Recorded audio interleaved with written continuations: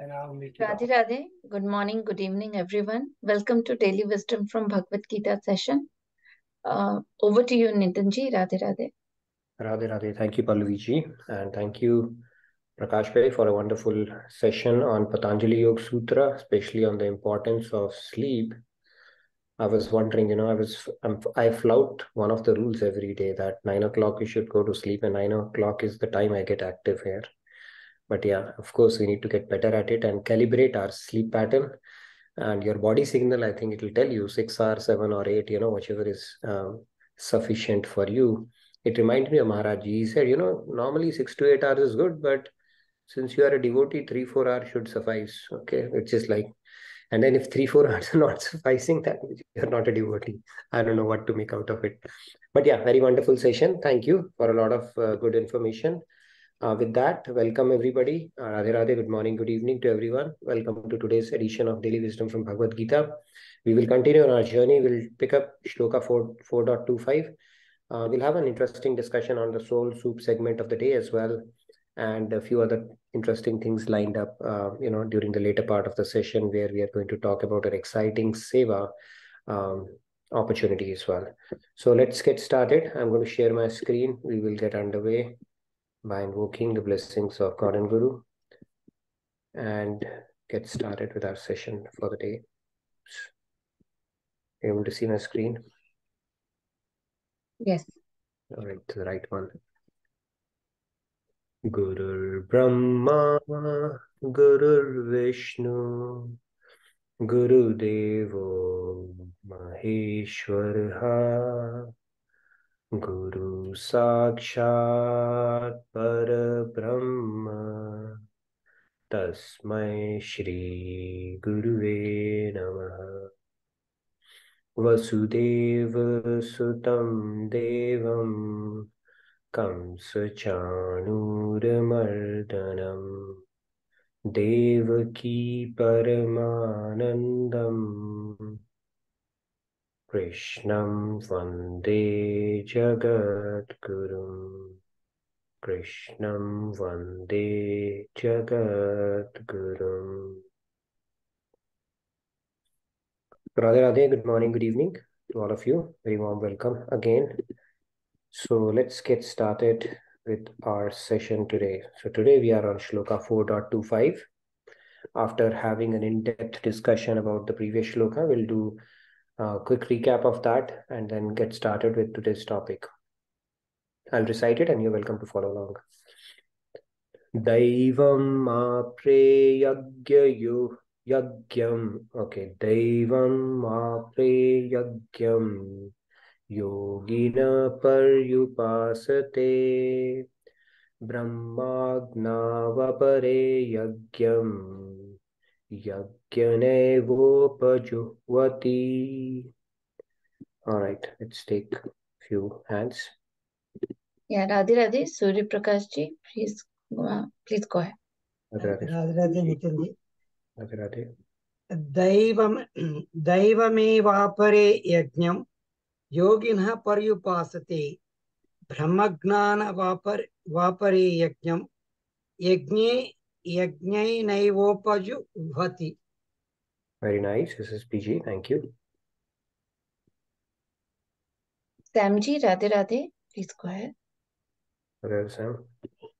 राधे राधे. दैवमेवापरे यज्ञं योगिनः पर्युपासते ब्रह्माग्नवपरे यज्ञं यज्ञेनैवोपजुह्वति. Nice, thank you. Sandhya ji, Radhe Radhe. Please go ahead. Radhe Radhe. दैवमेवापरे यज्ञं योगिनः पर्युपासते ब्रह्माज्ञावपरे यज्ञं यज्ञेनैवोपजुह्वति. Very nice, thank you. Let's take the remaining hands. Yes, Radhe Radhe. Shyam ji, please go ahead. Radhe Shyamji. Radhe. Devamevapare yagyam yogina paryupasate brahmagnavapare yagyam यज्ञेन वोपजुह्वति. Radhe Radhe. Radhe, very nice. Thank you. Ragi ji, Radhe Radhe, please go ahead. Yeah, thank you, Radhe Radhe. Radhe Radhe. Devam, thank you. Devam eva pare yagyam yogina paryupasate brahmagna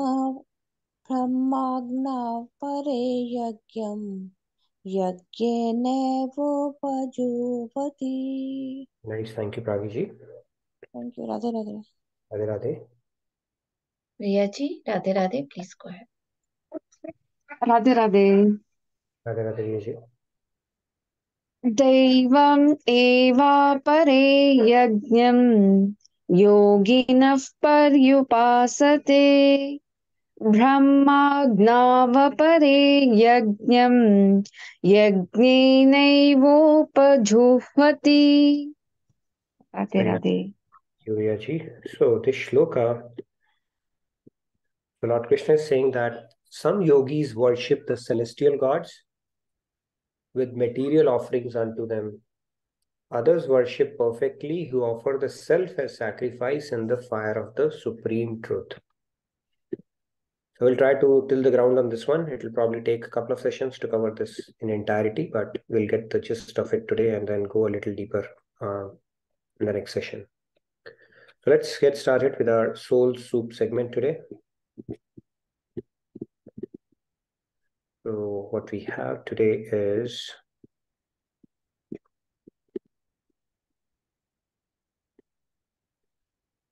God is fill in the blank. Okay, it's a pretty open-ended thing, right? But let me get to the point straight away. Okay, depending on what we are going to cover today. Is omniscient. So God is present everywhere. We have heard about it, right? Prabhu Vyapak Sarvatra Samana. Ramayana says that. God is, like we spoke about in the previous shloka, everything is God. He has created this whole creation like a spider weaves a web through its body and then finally permeates every atom of this universe. So he is omniscient. Even our scriptures say that, right?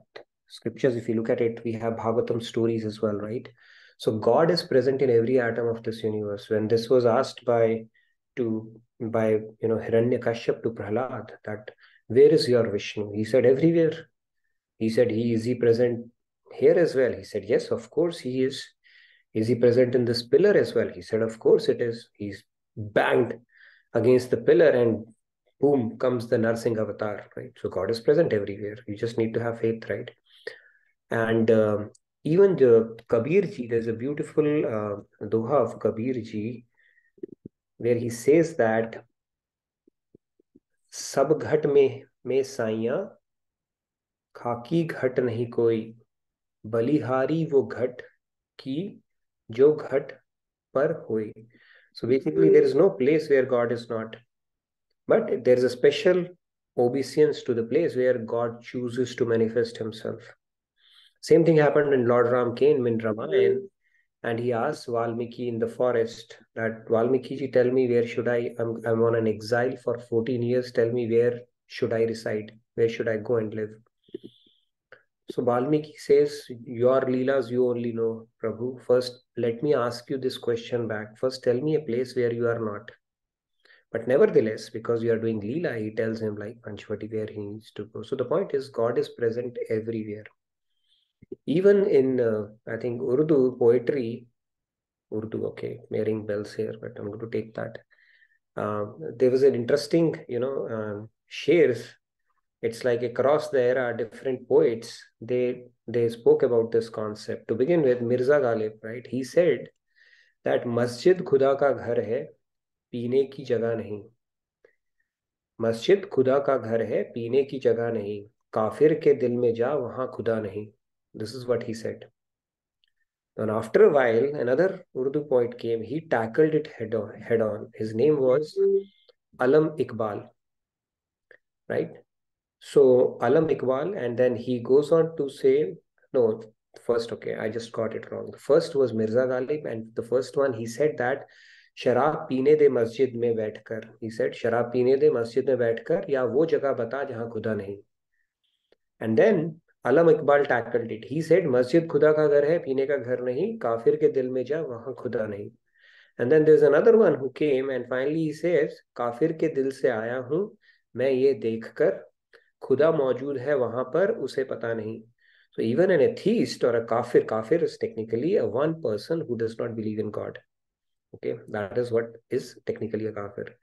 So then this guy Faraz, he tackles the second poet. It all happened across eras. Okay, but it's kind of interesting. But he says that God is present even in an atheist's heart. It's just that they are not aware of it. And our scriptures tell us very clearly, Paramatma is the super soul. Right? He's energizing our soul. So everybody has a presence of God in their hearts. It's just that we don't have a perception of it as yet, right? So God is omniscient. But the key thing here is, so what it means for us is that we need to develop this consciousness that he's omniscient, but he's both our protector as well as our witness. So spirituality is about deepening this faith and belief that he is both our protector as well as our witness. When we say protector, it increases faith and surrender. When I say witness, that means we need to harbor noble sentiments, pure thoughts, because nothing is private. There's absolutely no concept of privacy here. Big Boss is watching you, right? That game is there, Big Boss. Big Boss is watching you all the time. He's noting down every thought of yours. So there's absolutely no concept of privacy. And this false sense of privacy that we have is the reason why we commit so many bad things or think bad things, unproductive things, bitterness, resentment, plotting, scheming, thinking unholy thoughts, because we think we have right to our privacy, right? From government, we can protect that by having all those laws, right? HIPAA laws is there, GAP is there. I'm in a privacy and regulatory industry, cybersecurity, so I know there are so many laws to protect our privacy. But when it comes to God, there is absolutely no privacy. So if we understand this part, that he's witness to every thought, we will not do anything bad. See, when we have some bad intentions, let's say somebody tries to, he's plotting about stealing a car, and then he sees his friend coming from the other side or somebody coming, he'll postpone that plan. Why? Because he thinks there's a witness here. I may get caught. And here the God is your witness for every thought or every second. Okay. So when we deepen this thing, then we will automatically choose holy thoughts, uplifting thoughts for our own benefit. And the other thing is we need to have faith. God is our firm protector. That doesn't mean nothing bad will happen to us. All that means is God has our best interests in his, right? So whatever happens, whatever things come to our life are for our well-being only. Okay. So this is the key thing. Now let's move on to our shloka for the day. So in this shloka, let's talk about this concept. See, this is the Karam Kand aspect of it, where we worship the let's talk about yagna. Sacrifice or yagna, it should be performed in divine consciousness as an offering to the Supreme Lord. Okay, so when you offer something to Supreme Lord, that is called yagna or sacrifice. However, people vary in their understanding and they perform sacrifices in different manners with dissimilar consciousnesses as well. We are all different, right? No two people have single fingerprints, and we are all different in our propensities, tendencies, sanskars, and everything. So the consciousness that we bring to a particular act, it varies as well. Okay? And that is where we are going to differentiate between a true sacrifice, a yagna, and something which is a little different from that. Okay, and how is it different is what we're going to talk about today. So let's talk about our celestial gods, like Indra, Agni, Varun Dev, and all those, right? These are all Soma, the wind god, Vayu, Yama, the god of death, Varun, Vedic god, Rudra. They are all celestial gods or demigods. They are not God, they are demigods, and demigods are like positions or the posts. Right? You have cabinet minister, secretary of state, foreign minister, Secretary of Education, something like that, right? So they are all posts. They are temporary posts which are occupied by souls, elevated souls like us, for a temporary duration. When their tenure is over, they have to vacate that post. Somebody else takes that post. And the energy or the special energy in each one of these celestial gods or demigods, the source of that is God himself. He has enabled that. It's like powerhouse has given them the energy to perform a specific job function. And when their tenure is over, they have to let go of it. And they keep rotating in the material world like we do. However, they have earned that privilege because of their past karmas and a lot of other things that might be there. Right? We all can become one of them as well. God picks up the eligible souls for that position. Now, people with lesser understanding, okay, God calls them people with dim intellect and wanting material rewards, make offerings to the celestial gods. Now, people who go to celestial abodes are the one who are hung up with or who are limited to asking for material boons.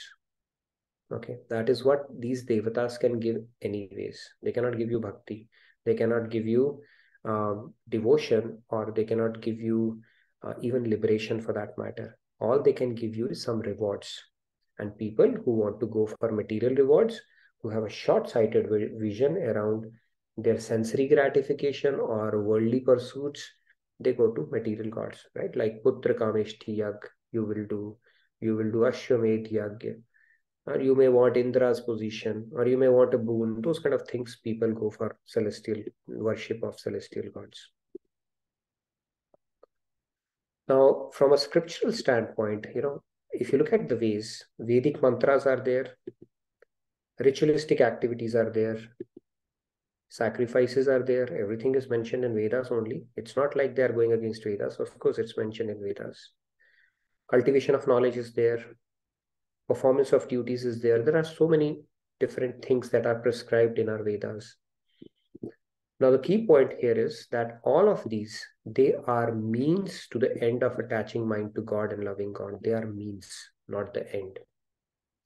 They are supposed to be taken as a stepping stone towards something bigger, greater, and better, which is attach your mind to God. However, the problem happens when you get stuck in between, which is called bhukti, material allurements, power, fame, siddhis, all those kind of things, right? Some special powers you can get in form of siddhis by siddhing a mantra or asking for a boon, or material allurements which are available in plenty. They say you do this, you'll get this, you do this, you do get that. So if you get stuck in that, then you have lost the big picture around this whole thing, okay? And it can happen. And then it will not take you to the ultimate goal, which is attaching your mind and loving God. But when you understand the deeper concept around it, you reject all these things. You don't even fall for that. This is actually going after bhukti only, material world only.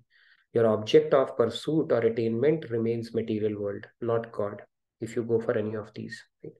As long as you're using each one of these to develop love and devotion for God, then it is worth it.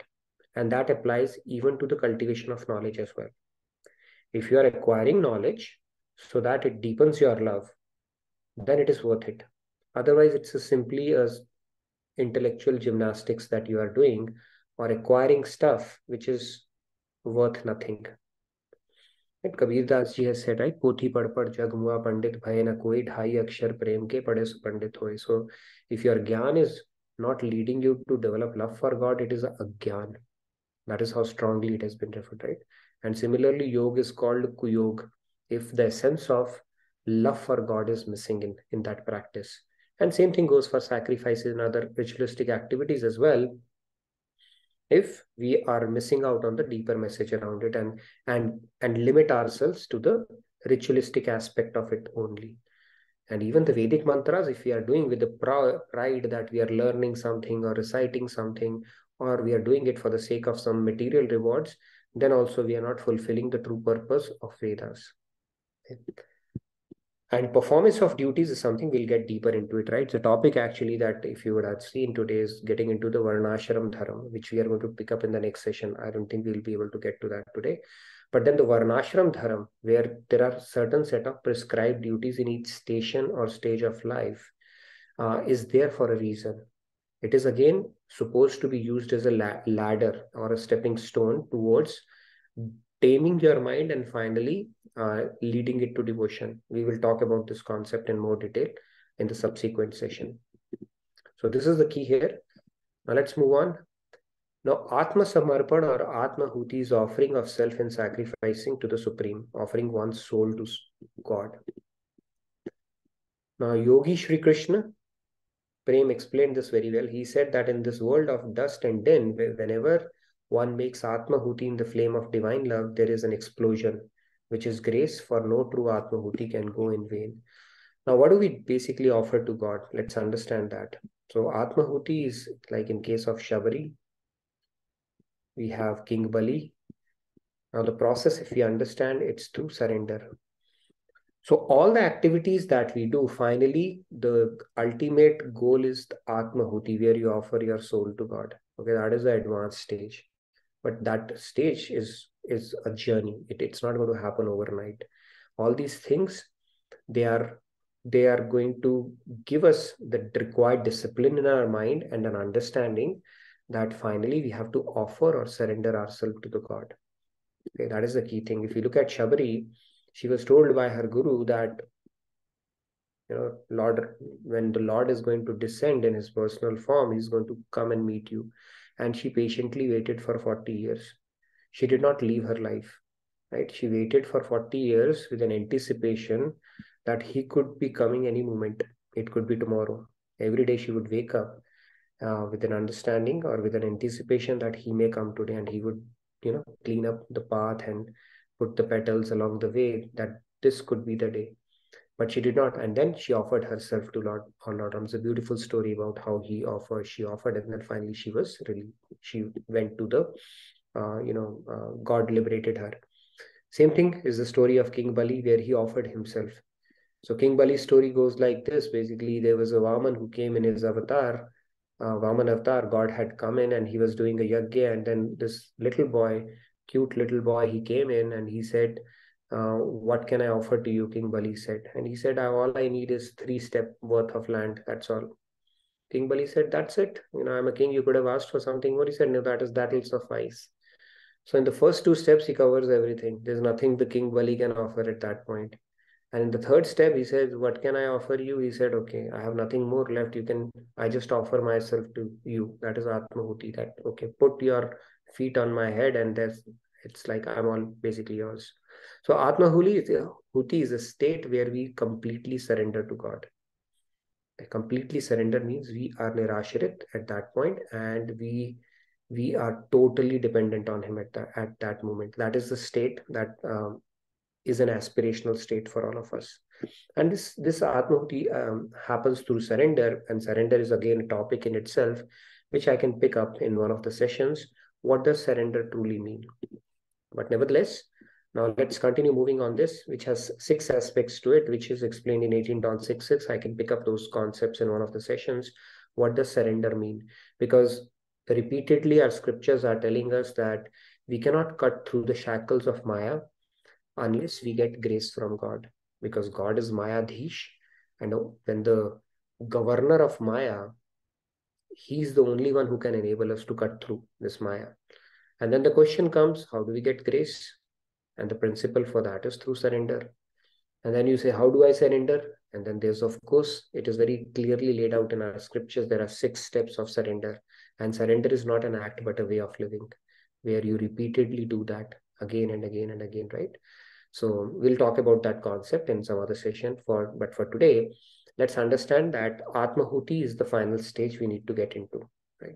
And that will be enabled through surrender, because we need to draw God's grace.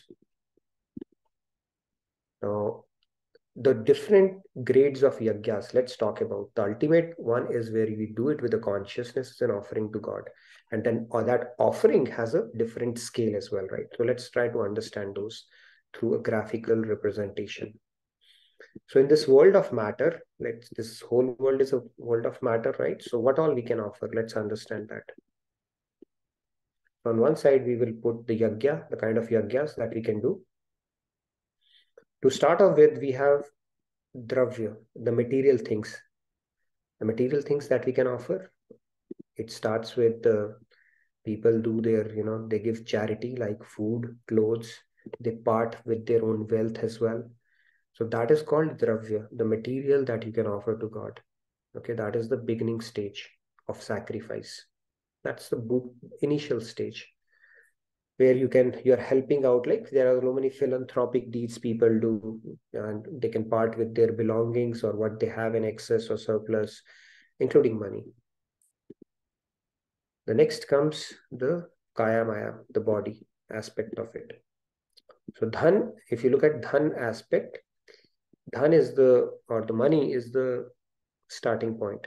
It's not a very high level. It's a very starting point. Dhan, basically, it gives you a spirit of sacrifice. In Kali Yuga, we all are very attached to money. Okay, we cannot give up money so easily. So when we start parting with our wealth, it brings in a spirit of sacrifice. It purifies us, and that leads to the higher levels of sacrifices or yajnas that we can perform then. So it's a good starting point if we do with money.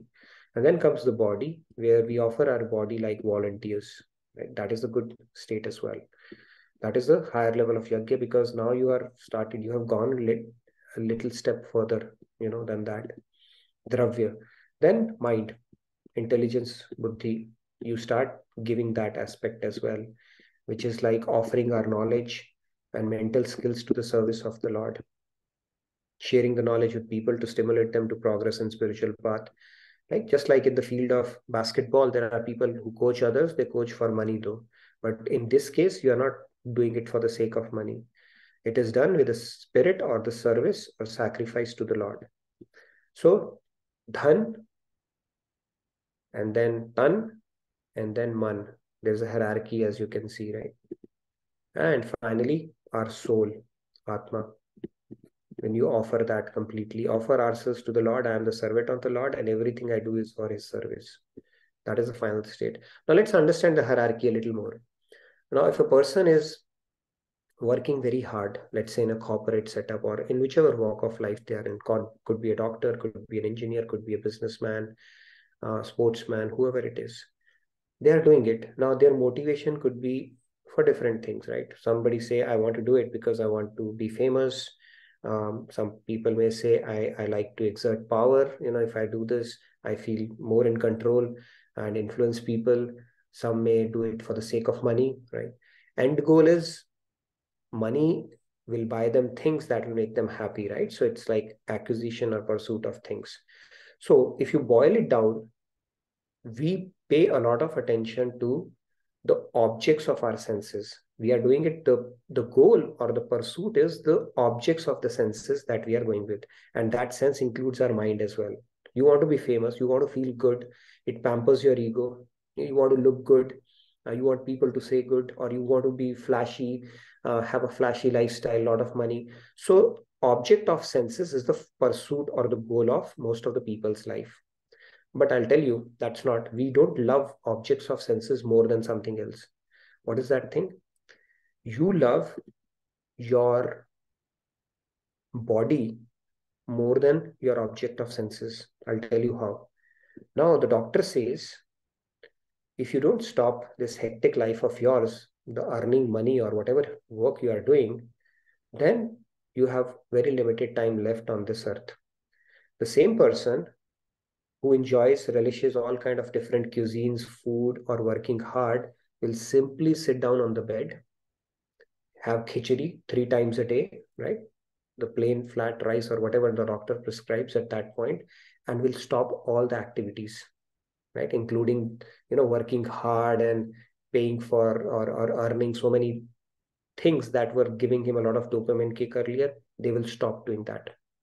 Okay, so that means your body is more dear to you than the sensory objects that you thought were more important. For the sake of the body, you will let go of that because you want to take care of your body if doctor tells you that, right? Now, you think your body is dear to you? No, there is something even more dear to that. Now, what happens is, if doctor tells you there's a cancer in the part of your body, okay, and you have to cut it, otherwise it will proliferate for the rest of the body and you may lose your life. You will let go of your body as well, and part of your body as well. That means your life is even more precious to you, and you will be willing to spend all the money that you had earned all these years for that sake, to take care of your body. And now you are willing to let go parts of your body as well, just so that you can live. So your life is even more important to you than your body, your own life. And the ultimate sacrifice that we are talking about here is when you offer your soul, that means your life, you're willing to give that for the sake of God. That is the ultimate sacrifice. That is an advanced stage, right? It's not like we can't part with our life just like that. But that is a stage, so be it. God, if you so desire, that's fine. King Bali, when he was about on the deathbed, and Lord Ram asked him that, Bali, you want me to reverse this situation for you? Right? People complain that Lord Ram, why did he hide behind a tree to kill Bali? And same Lord Ram asked Bali, do you want me to reverse the situation for you? Because you are on the deathbed, and it's well within my power to reverse that for you. So the Bali's response was classic. He said, you know what? I have done many mistakes in my life, but I'll not do one more mistake. Where big yogis, they want to see God, in front of their eyes when their life goes away. And here I have this opportunity. I cannot forfeit this opportunity. That is what Bali told him. Anyways, he did not lay the life for the sake of God. He was forced into that situation, but he got lucky, right?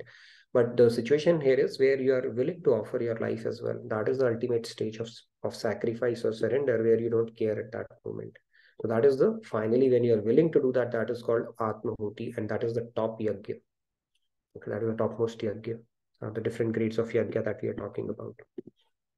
And that happens when you have this feeling firmly entrenched in you that you are the servant of the Lord, and everything I do is for his service. There's a story of a boy, I think he was a slave. He was sent to this guy, I forgot his name. He said, what is your name? He said, whatever you want to call me. He said, what do you do? He said, whatever your wishes, you want to give me, I'll do that. So what do you want to wear? Whatever you want to give me. What do you want to eat? Whatever you have. He said, do you have any wish or any desire? He said, my desire is what you desire for me. So that is a true slave, right? Where you don't have a desire, you are completely at the mercy of your master. So when we reach that stage, then what happens? God is enslaved with you as well at that moment. He says, I'm willing to become your slave now. But that is the state of Atmahuti. But reaching that stage is a gradual process. First of all, the previous shloka was talking about, we need to understand everything is God, right? And then, of course, that realization does not dawn upon us very quickly. So we need to start somewhere, and starting somewhere is to start doing that spirit of sacrifice, inculcating that in our day-to-day life in whatever little way we can. And it can start with dravya, the things that I see around me that I think I own. Let me start parting with it, with the spirit of sacrifice for the service of God, Guru. And that will start bringing in the higher consciousness and deeper realizations. And finally, one day it will lead us to the state of Atmahuti, and that's where the job is done. Okay. Now, do we get reset? Now, we were talking about the subtle body and all that stuff the other day, right? After we shed our gross body, one of the concerns people have is that, what happens to our mind when we die? So let's talk about a little bit of a concept around this. So here is a Haridwar. You've seen this Ganges River, you see, and people take a dip in Ganges, right? Their sins will wash away. Now, if that was the case, then I think this question was posed by big pundits to Kripaluji Maharaj. If that is the case, then if by taking dip in Ganges, if your sins will wash away, then why don't all the fish in Ganges, they should realize God? Why doesn't it work that way? So he explained that very beautifully. Let's understand this as well. So let's say you take a bottle and put some dirty water in it, okay, and cork it tightly. Put a lid on it very tightly. Tight lid on it. Nothing goes out or comes out, right? And then you place this bottle in Ganges. Okay, place this bottle in Ganges and let it dip. Take it out after a few days. Open this bottle. what will happen? Do you think this water has become Ganges or purified? It has not. Why? Because the lid was closed. So washing in taking a dip in Ganges is a mere physical drill if you have not washed our mind in it. Okay, so we need to wash or bathe our mind in Ganges. If we have a firm belief in that and we wash our mind truly, right, in the consciousness of God, then the cleansing would happen. Otherwise, there's no point. The cause or the dirt is still there. No matter what practice you are doing, it's not going to cleanse you. So there's a technology to cleanse your mind. So no matter what you do, you go to the Char Dham and all the pilgrimages, but if this aspect is not cleansed, what's the point? It's a physical drill at that point. And the cleansing of mind, the only technology to do that is to immerse and bathe your mind in God consciousness, because that is the only pure thing. God consciousness or God realized saint, when you put your mind to them, when you do seva, when you do kirtan, when you meditate, when you read or contemplate upon divine knowledge which was spoken by God, that has the cleansing effect, not any physical drill that we do through our body or through our senses. Okay. So now the question is, do we get reset? We don't get reset. The quality of mind that you have acquired in this life will continue with you. You will be born with a similar mind whenever you come back as a human next time around. So the struggles that you have right now, if you have not conquered those struggles, they will remain with you as your friend or enemy, whatever you want to call that. Those struggles are not going anywhere. So it's better to conquer those struggles now to make it easier for yourself, not only in this life, but also in the lifetimes to come, because Lord Krishna, being merciful, ensures that whatever spiritual assets that you have built or whatever progress you have made spiritually becomes your permanent asset across lifetimes. And that is a huge mercy of God. If we were to get reset, we are anyway on a suicidal mission. We will never come out of this matrix. So he knows that for us. And as a mercy, he says, I'll give it to you as a gift. In next life, keep progressing ahead. Yes, Sam, you had a question? Please go ahead, Samji. Right, Sam? Radhe Radhe. I did not understand this slide first, and next one is do mentally retarded people again be mentally retarded in their next lives? See, I'm not saying if it doesn't mean retarded means what? I mean, if it's basically the game of sanskars, right? Our own sanskars that we are building.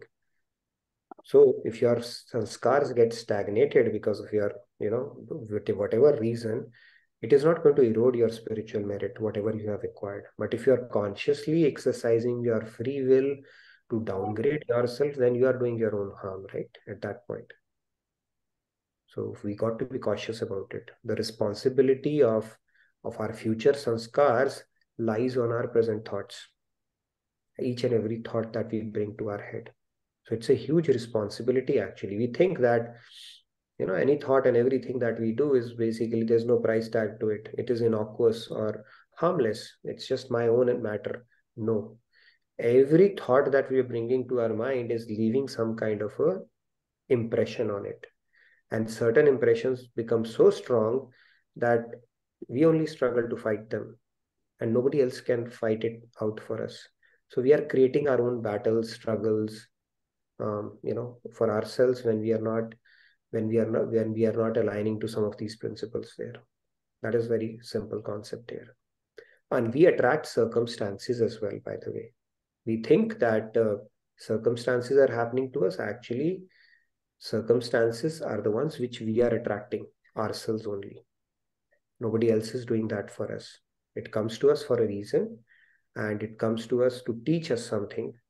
And if something is repeatedly happening to us, that means there's a lesson that we are not learning. This is a very simple principle around it. Okay. What do you mean by reset in Which that one? statement? Reset means start from zero again. Okay. Like a machine gets a reset, right? Memory gets a reset. Memory does get reset, but our sanskars don't. That is why we see different people have different propensities. You don't explain how come they have those kind of propensities right from the word go, right from when they are born. There's no reason they explain that. Nyaya Darshan explains that. That is something that comes from your previous lifetimes and storehouse of your subconscious and all that stuff. There's a lot of things we inherit from our past lifetimes when we are born. So if we have acquired good sanskars, we have done ourselves a favor for our future lives. Not only future, but this life as well. And if we have acquired a lot of negative sanskars, then of course we are making it difficult for ourselves only. It's like digging up for yourself that you only have to climb over. Okay, any questions on this? Please fill out the feedback tracker. I think there are a few things we wanted to talk about Seva as well. By the way, I came across an interesting story today. So there's a bird who was supposed to fly southwards, right? There's a season, they are programmed, auto-programmed, so they know when to fly and when to cross continents as needed. So this little bird, it was a little lazy, it procrastinated it. And by the time it realized I was supposed to take a flight towards south, it was already winters. It was already winter. So, and then what happened when it took a flight, its wings froze. And when its wings froze, it fell down. Okay, now there are a lot of lessons that are going to come, okay, from here on. So, so it fell down, and then a cow came, okay. I don't know whether it was an American cow or an Indian cow, but a cow came and it dumped dung on it, okay, the bird. So when it dumped dung on it, it felt warm and thawing happened and it started fluttering its wings. When it started fluttering its wings, it started making a bit of sound as well.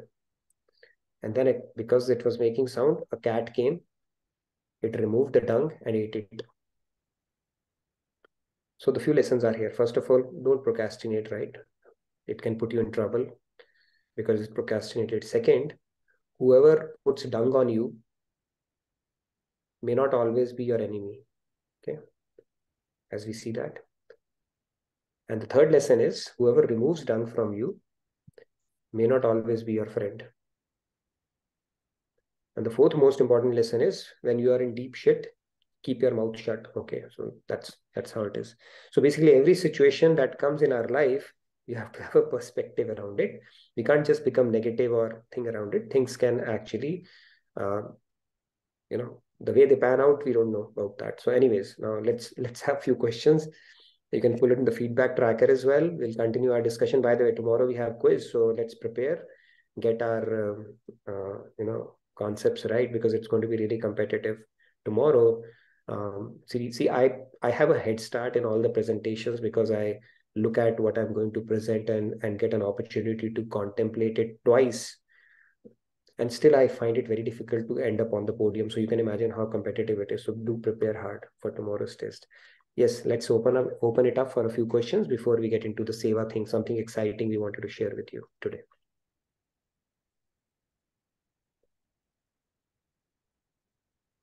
Yeah, I don't see any hand raised yet, but very, very interesting story, Nitinji. Yeah, a lot of life lessons, right? So remember that. Lot of life lessons. Okay, Yes, Shyamji has questions. Yes, Shyamji, go ahead, please. Yes, please go ahead. As you said, we don't reset, but since we are born with certain sanskars from the previous lifetimes we have, do they ever go away? Maybe we get at times some akal, knowledge, sadhana, but still we get something which is deep into us. It doesn't go away. So what do we do for that? How can we ever reset knowingly or unknowingly? No, so our sanskars are there. See, the birds, like I spoke about that story, the birds, the other species, the trees, the fruit, everything follows a script. They are auto-programmed. And so are we to a large extent because our gunas are driving us. So we are actually driving like an autopilot car. In every situation, your mind will tell you, do this and this is like that, because your gunas are dictating you.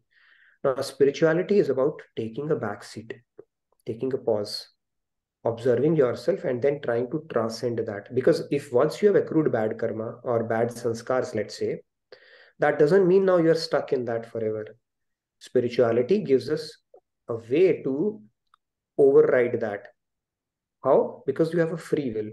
And free will means that you can overpower your natural tendencies.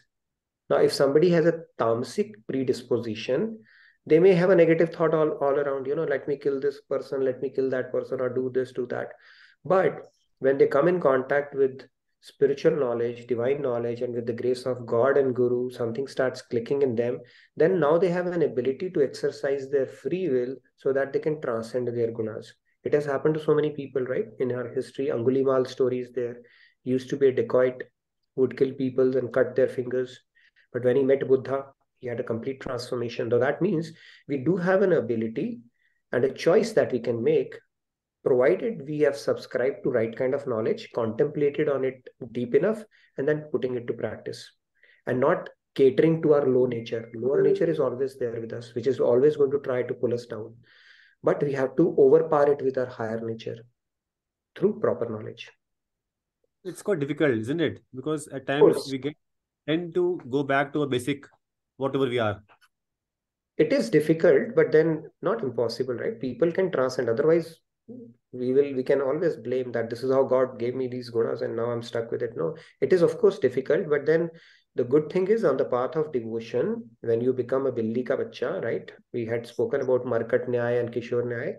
When you give reins to God that, okay, I'm dependent on you and I'm trying to, and then you get help and things can become easy.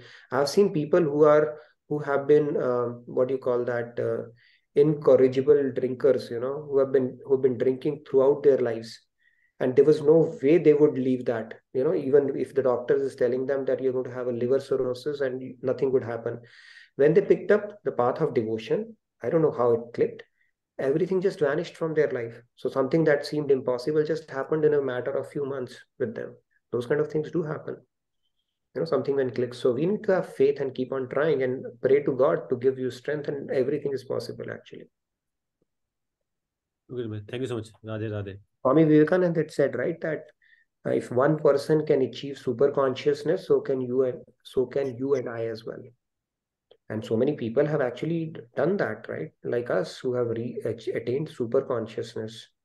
There's no reason for us to believe why we can't. Thank you so much. Got it. Radhe Radhe. Radhe. Yes. I see a new hand raised, Abhaji. Yes, Abhaji. Yes. Radhe Radhe, Abhaji, please go ahead. Radhe Radhe. So essentially what you're saying or what you're sharing is, no matter what the challenge in life is, just put your mind to devotion and you'll get the path yourself, and you'll get the right guidance, because everybody goes through something. Everybody's going through their own challenges. But essentially, as you're educating yourself and learning the path, you get the guidance, correct? You get the guidance and you have an opportunity to build spiritual resilience as well. So when you have, let me talk a little bit about surrender here as well. The first principle of surrender says that you have to basically align to God's will. So if something is happening, you have an acceptance around it, especially if something beyond your control. And when we have an acceptance and we don't complain, it draws a lot of grace from God. If He gives you strength, and He may have something better in store for you, if we have faith on that. And regardless, it's an opportunity for us to build some spiritual resilience, which will serve us in good stead in long run. And these are the opportunities which we cannot let go of just like that by complaining, whining, not accepting, and taking that drama in our mind for too long. So we do our best in any situation, be solution oriented, and then leave to God the rest, because anyway we can't do anything more than doing our best. But the problem happens when even after doing our best, we keep on worrying, we keep on whining, we keep on complaining in our head. That's when things don't go as they're meant to. We are jinxing it further. Okay, that's awesome. Thank you. And then you had shared a graph, I think 2 slides back. In that you had shared like people start with spirituality or donating and stuff. Is there a time where people start right in the midst, like in the 3rd or 4th phase of where you're like, you know Possible. what, it's all to God, right? It doesn't matter whether it's Maya or your body, you're just saying everything that I have is all yours. Do people start there as well? Because I find myself or whoever I talk to is they're already at that stage, right? Certain people. Possibly. They might have reached or cracked the previous stages in their past lives. Quite possible. Very possible. But the key here to understand is if you're already at the 4th stage, that means the other 3 have to automatically follow. It's not possible that you're doing the 4th, but you have a hard time doing the 1st, 2nd, and 3rd. Those 3 are already covered then. See what I'm saying? Thank you. No worries. Yes. Thank you. Yeah. Thank you, Sandhya ji. Go ahead. Radhe Radhe. Radhe Sandhya. Radhe Radhe. So one question was actually on this slide only. So before God realization, we are material in nature, right? And like whatever we do, even our mind is material. So like the lower 3 things, tan, man, dhan, all of them kind of fall into the material category, right? And the final thing, which is surrendering our soul, can that really happen before God realization? Because unless we receive the divine, Yeah, so basically the complete surrender that you're saying, right? right, The complete surrendered state. I don't know whether can you acquire, see, it said that God is sadhan siddh and kripa sadhya. So both things have to happen. So you put your effort and then God's grace mixes in. And then with both, you will be able to achieve that. It cannot be achieved only through your own means only. You definitely needs his grace around that aspect. So God realization, to reach that stage, of course, we have to have his grace along the way. And that is where the path of devotion is good, because now you are building that relationship with God right from the word go. Right. So our surrender would keep on increasing there as well. But yeah, good question in that sense. and one more thing. So regarding the last story, so there was this another aspect as well, like we have heard that story of Yamraj coming to pick up a person, and that person offering food to Yamraj, food and good sleep. And as a result of that, that person ended up putting his name at the end of the list. But when Yamraji woke up, he decided to start from the last, right? So basically, niyati ko koi nahi dal sakta. So I mean, I got that sense with this story as well, that multiple things happened, but ultimately, yeah, that's true. There was a little bit of pun intended in that story, but yes, whatever is meant to happen will happen anyways. Right? Rakhe Krishna mare Krishna rakhe ke. So if your time is up, cat will find you, of course. Yeah. Yes, let's take 2 more hands and then we'll do the. So by the way, we have a JKYog app, which a lot of you might have been, looking forward to, because the app is an app, right? These days of mobility and all that stuff. And we have finally gotten JKYog app. And with that, it presents a lot of opportunity for a lot of us who always used to wonder, how can I contribute? Do I need a lot of, skills or talent to be able to participate? So we'll talk a little bit about that. We'll talk about it after we take these 2 hands. So please stick around. It's an exciting announcement we wanted to make. Yes. Yeah, Radhe Radhe. Jyoti ji, please go ahead. Thank you for waiting. Radhe Radhe, Pallavi ji, Nitin ji, and everybody. So Ravan was asked what he could have done in his to make his life better. And his answer was that if you continue to see your death in everything that you do, then you will never do something wrong. So to answer Shyamji's question as far as how to reset, and the easiest method is For example, Parikshit was told that in 7 days he's going to die. He could have lamented. He could have gone and collected more money, done more life insurance, stuff like we do for leaving behind. But we don't think about what we are taking with us. And in order to take with us, in order to build our future sanskar, that is where we need to focus. And we say, okay, we have only a few hours left, or if we always look and know that death is coming towards us, then our sanskars will be clear. Then we'll not hold grudges against somebody, will not hoard, will not try to, steal, lie, whatever nonsense that we do in life. And that is the crux of the matter, that we forget that death is coming our way. And the other story that you said about Ram Bhagwanji and Vali, I've heard the same thing for Ram Bhagwanji and Sampati. And Bhagwanji offered Sampati, he offered him Pitru Tarpan. He took him on as his father. And before Sampati passed away, in fact, Ram Bhagwanji offered him moksha, offered him to live longer first. And Sampati said, no, you are right in front of me. I don't even have to visualize God or think of God. You're right in front of me. This is the best death that I can have. And Sampati did Atma Samarpan, and he gave up his life in the service of God. Right. So that was the story that I had heard more recently that applied to the lesson that you were teaching. Beautiful. Thank you for sharing that, Jyoti. Very Radhe right. Radhe. Radhe Radhe. It's a great story on Atmahuti as well. So thank you for bringing that. And yes, I think you brought in a great point. See, when even at least I can relate it to myself, when I was doing my engineering, the whole year, absolutely lack of focus, all over the place, doing this thing and that thing. But as the exams would approach, and luckily I had an annual system, not a semester system there, within 3 days, they'll wrap up everything, right? The focus, the intensity, everything would come in. And that is how our minds are wired. Only when we have an approaching deadline or a sword of hanging over our head, we get that urgency, and your brain starts operating at a different level altogether. And in this case, we take it easy, right? We take it easy that we have time.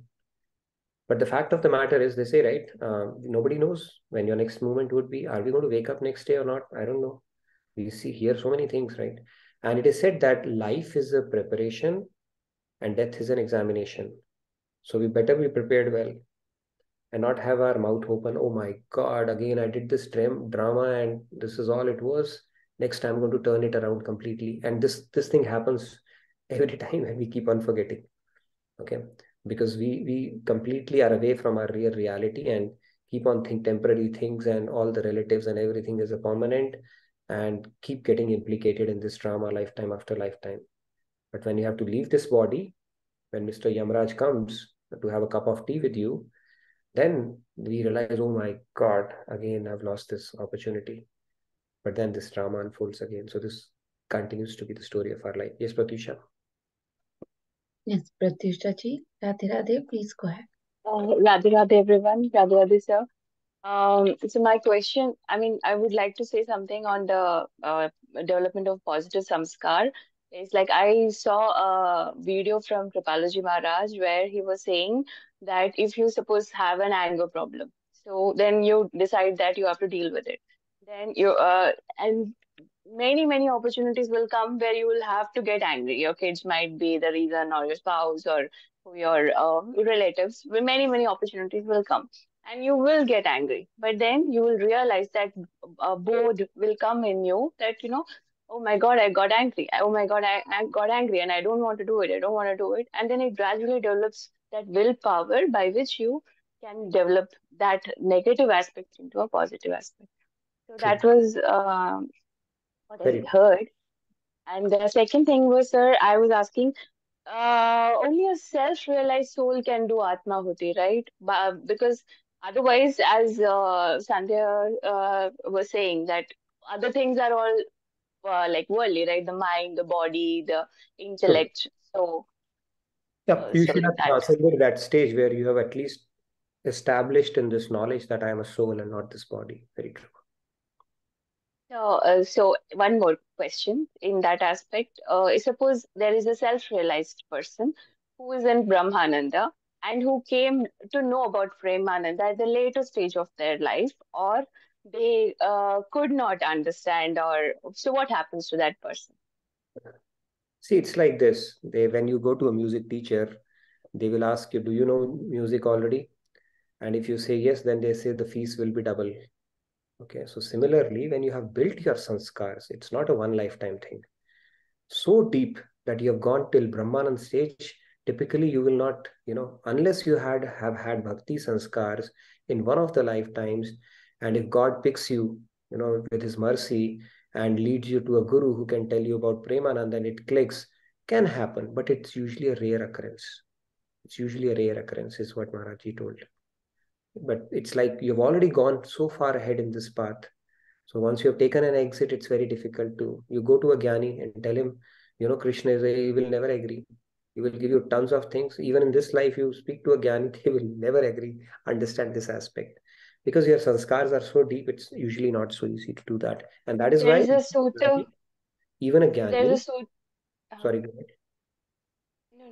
Okay, so there's a Sutamani story where the moment he was born, he just left the place, and then later when Shukadev. Vedas, Shukdev. Sukadev, yes, That is Shukdev, and then later on when he told the Krishna story in his ears, that's when he got interested and true. So very few Brahmanand. people they get that opportunity. And Shukadev is a Shuk. Radhalani is Shuk. Sukadev. It's his parrot, personal parrot. Okay, so that was more of a leela there. But yes, Brahma. Once you're in Brahmanand, it's usually a good idea to start building devotional sanskars, or that I'm a servant of God, I'm different. Those sanskars right up, because the more you go further down, the difficult it becomes at that point. Okay, so now let's move on to the announcement you wanted to make, Sandhya, about the app and the Seva opportunity, and then we can come back if anybody has. But yeah, great questions, Pratisha, like always. Please fill out the feedback tracker if you have more questions. Tomorrow is going to be exciting quiz day, and we'll talk about the Varnashram dharmas in our next session. We'll get really into details, each one of those. Go ahead. I think we wanted to show something. Yeah, so this is for the app. First, let me play this video and then we will talk about it.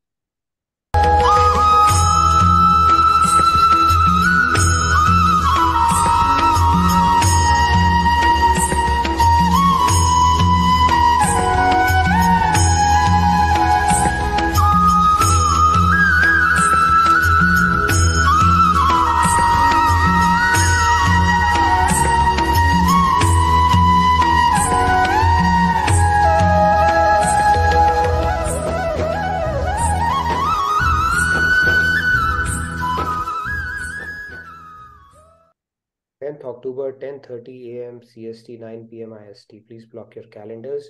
We have the JKYog app finally launched. It's going to be an outstanding resource. Trust me, if you have it. Listening to lectures, all the treasure chest that Swamiji has built for us will be at your fingertips once this app is there. So do download this app if not already. In addition to that, you have an opportunity to participate or help enrich, embellish it as we go along. Maybe you want to talk about that as well. Go ahead. Yes. So first of all, yes, like this app is going to be an app that I think lots of devotees had been asking for and wanting, because this is a place where you will get all information at one place, right? Because there are so many programs, online classes, Swami Mukundanand exclusive, Swamiji's bhajans, lectures, quotes, many things, but you will get all information at one place through this app, which is going to be user friendly as well. And this is going to get officially launched on October 10th during the Swami Mukundanand exclusive session that happens every month, every 2 weeks actually. So that's one thing. You can ask all your questions also directly from Swamiji on that during that session. Now, with respect to Seva, so this app will also have articles on various topics which are useful for all of us to read, like some of them I have shared in the chat. For example, is spirituality for all ages, how to develop bhakti, and many other topics. Basically, topics which also speak to youth, and people can search about it and get the answers to their generic questions. So for these topics, there is an opportunity for you to contribute write-ups or articles, 1,000 words long or so. So anybody can. So if you're interested, of course, there will be a vetting process, like there'll be reviews, various stages of reviews, just to ensure that the good quality goes there. But anyone can actually submit their write-ups on different topics, either among those which are suggested here in the chat, or if you are interested in coming up with some other topics. So please consider this. If you're interested, you may fill in the feedback tracker and right, Nitinji, and they can just mention it, their interest, and then we can take it forward from there. Right. If you have a good gift of writing, this is a great opportunity to participate in this. You can build it as part of your routine, pen down your thoughts. Strongly encourage you to look at the topics and things. If you're good in provide health tips, if you're health practitioner, or any topic that interests you, we have given you a bit of a list there. So check it out, and it's a great opportunity to contribute towards the treasure chest that we are building, which is going to serve the generations to come as well. Okay. So and actually, and just to add, like, even if some people might have that, lack of confidence that I may not be able to write properly, I think it's an opportunity for you to give it a try, and probably an opportunity of growth offered by God and Guru, right? So, and these days we have artificial intelligence based tools which actually help dealing with certain grammatical errors and stuff which can easily be dealt with. So we can make use of those tools as well. So yeah. Right. And one thing that Swamiji says, and it's a very important piece of knowledge, he says if you have to test God and Guru, how they help you or their presence, you pick up something that you think is beyond your ability, and then put in your 100% in that. And then when it will get done, you would realize it was not you who did it. And trust me, I realize it pretty much every day. So pick up something. Don't let that inertia hold you back. Even if you feel 20%, 30% confident, jump into it. I'm telling you, this is one of those things. You jump into it, you'll learn swimming automatically. And God and Guru, you start tapping into their potential and increasing your own potential in the process. Trust me, the possibilities are infinite. You just need, all you need is, see, in material world, you need two things, intent and skill. In Seva world, you need intent. That's it. Skill will automatically be provided for what you need.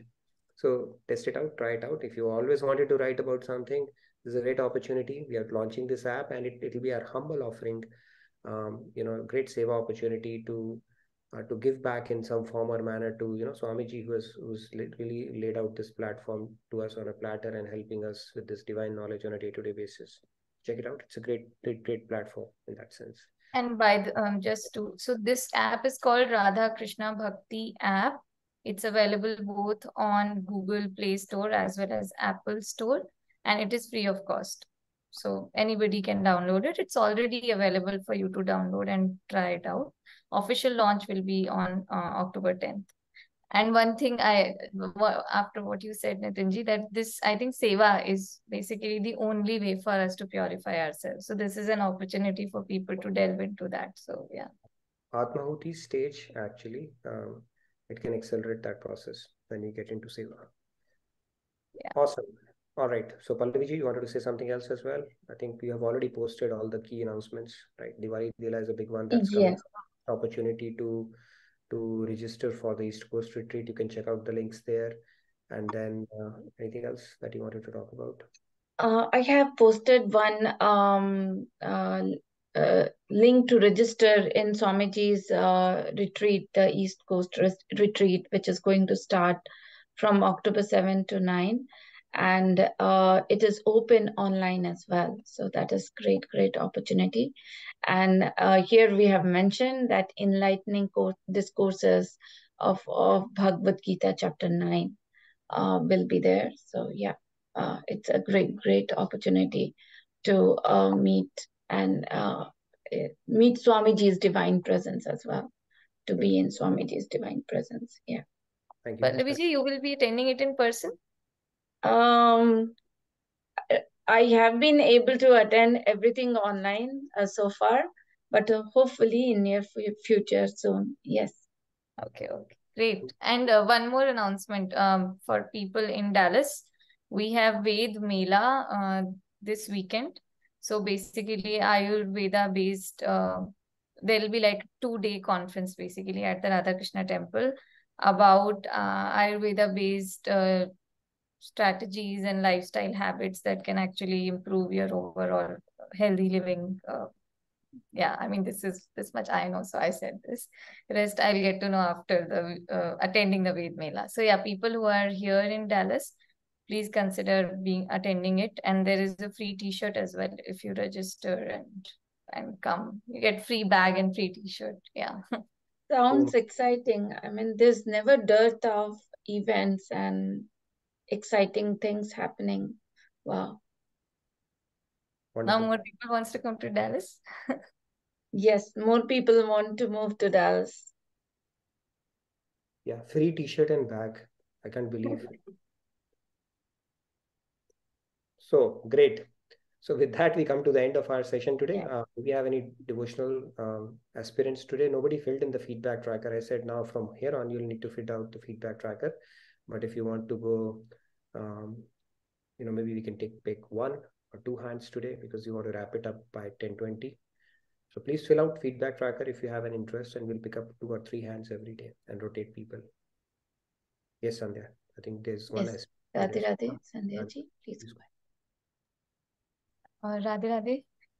Just to read, Shyamji requested that can you register on my behalf and collect my T-shirt and bag? And yeah, I want to sing a bhajan, so I'll get started. Your T-shirt and bag will be collected. All right, Shyamji. Just few lines of this bhajan I'll sing. This is Guru Tattva. So yeah, few lines. Jayati Guruvar, Jayati Guruvar, Jayati Guruvar Pyare, Jayati Guruvar, Jayati Guruvar, Jayati Guruvar Pyare, Jayati Guruvar Pyare. तुम ही ब्रह्मा तुम ही विष्णु तू ही शंकर प्यारे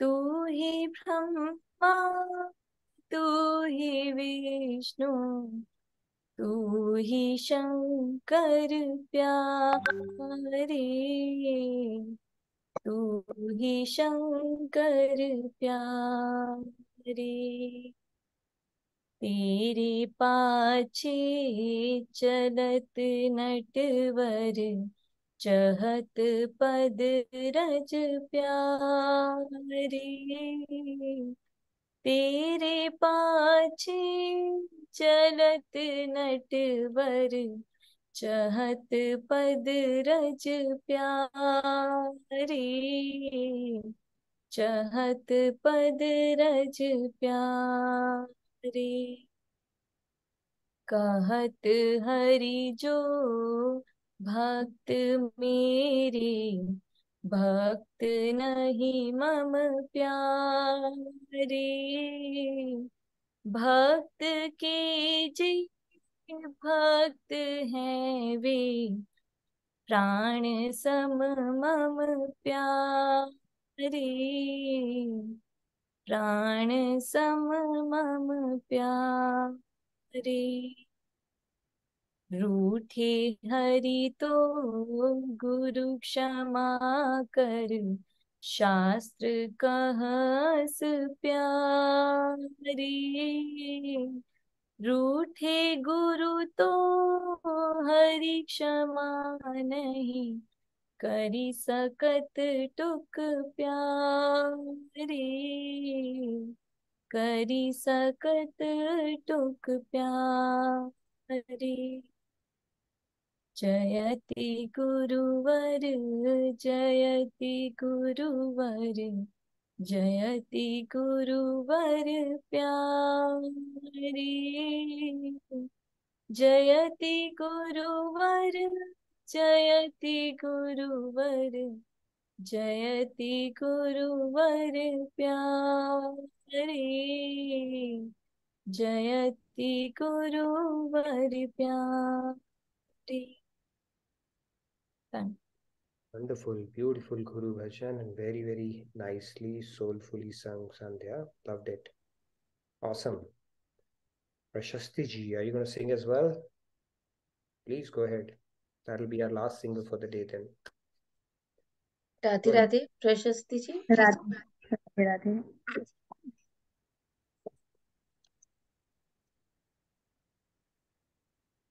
श्याम आन बसो वृंदावन में, मेरी उम्र बीत गई गोकुल में, मैं तो बन के दुल्हनिया आज सजी, बस तुम ही हो मेरे तन मन में। श्याम आन बसो वृंदावन में, मेरी उम्र बीत गई गोकुल में, मैं तो बन के दुल्हनिया आज सजी, बस तुम ही हो मेरे तन मन में। श्याम आन बसो वृंदावन में, मैं दर दर तुझको खोज रही, हाँ पल पल तुझको सोच रही, मैं दर दर तुझको खोज रही, हाँ पल पल तुझको सोच रही, तेरी प्रीत में जीवन अर्पण है, मेरी भक्ति का तू ही दर्पण है, तेरी प्रीत में जीवन अर्पण है, मेरी भक्ति का तू ही दर्पण है। श्याम आन बसो वृंदावन में, मेरी उम्र बीत गई गोकुल में। जब मधुर मुरलिया बाजेगी, अधरों पे खुशियाँ साजेंगी, जब मधुर मुरलिया बाजेगी, अधरों पे खुशियाँ साजेंगी, तेरी छवि जो निहारूं अंतस में, तेरा वास दिखे मुझे कण कण में। प्रभु आन बसो वृंदावन में, मेरी उम्र बीत गई गोकुल में।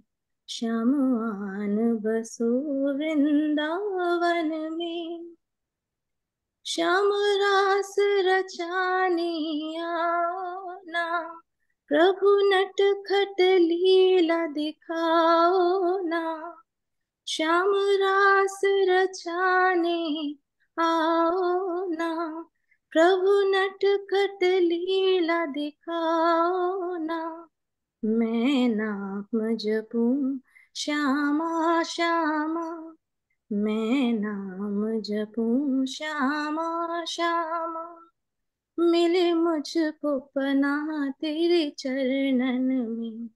श्याम आन बसो वृंदावन में, मेरी उम्र बीत गई गोकुल में, मैं तो बन के दुल्हनिया आज सजी, बस तुम ही हो मेरे तन मन में। श्याम आन बसो वृंदावन में, मेरी उम्र बीत गई गोकुल में, मैं तो बन के दुल्हनिया आज सजी, एक तुम ही हो मेरे तन मन में, श्याम आन बसो वृंदावन में।